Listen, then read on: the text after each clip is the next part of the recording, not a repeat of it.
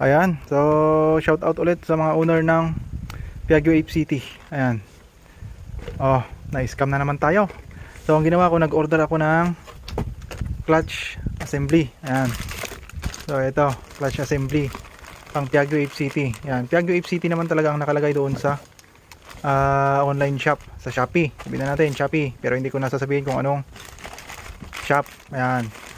Kasi gusto kong magpalit sana ng clutch lining, pero para hindi na ako mag-assemble, ang binili ko itong buong clutch assembly na. Meron na siyang gear, may clutch lining, and meron siyang clutch plate, meron siyang clutch spring. Ayan, kompleto. Isasalpak na lang sana ito, kaya lang ganito pa lang itsura. Ano, hindi siya fit sa ating tuktok Piaggio Ape City na 200cc. Hindi siya fit.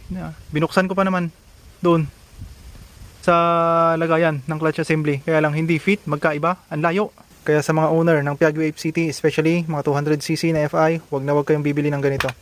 Ayan, kahit nakalagay pang Piaggio, wag na wag nyong bibilhin. Asan na? Ayan. So, yan. Clutch complete. Ayan. Hindi ito pang Piaggio. Hindi siya fit. Hindi siya fit sa Piaggio Ape City. So, kung bumili kayo nito, ang mapapakinabangan nyo lang ay yung clutch lining. Lahat, the rest, wala na. Ang mahal pa naman ito, nasa 1.5, 1.4. Kaya lang, hindi ko na maibabalik kasi matagal ko nang in-stock to. Nagre-reserve kasi ako ng mga parts. Kaya nung binuksan ko, ginamit ko, nako, patay tayo, na-scam tayo dito.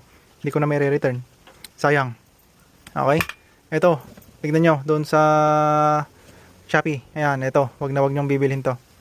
Wag na wag nyong bibilhin to kasi hindi ito fit sa Piaggio Ape City. Ayan, sayang lang pera nyo. Bumili na lang kayo ng iba. Kasi nga, ulitin ko, hindi siya fit. Hindi talaga pang Piaggio ito. Oh, hindi siya pang Piaggio. Oh, ito, P37. Kaya sa mga online store, ayan, mga online seller natin dyan, sa Shopee at Lazada, nako, maging aware naman kayo sa mga produkto ninyo, ano? Sayang ang pera ng mga namimili, ang mahal pa naman. Hindi pang Piaggio ito. Kaya sa mga Piaggio owners, users, wag na kayong bumili ng ganito. Ayan, ayaw kong sirain yung shop, ayaw kong sirain yung store, ayaw kong sirain yung tao, kung sino ka man na nagbebenta. Ang gusto ko lang maging aware yung mga owner ng Piaggio. Kasi ang Piaggio Ape City, hindi ganito ka-liit. Yung gear niya, malaki yun, hanggang ganito. Abot yan, hanggang dito, malaki. Okay, malaki ang gear niya. Tapos, yan, magkaiba talaga. Kahit isalpak nyo to, hindi ito mag-fit doon sa Piaggio. Ayan, dito, hindi siya mag-fit. Hindi siya papasok. Kaya sayang, useless. Sayang ang pera.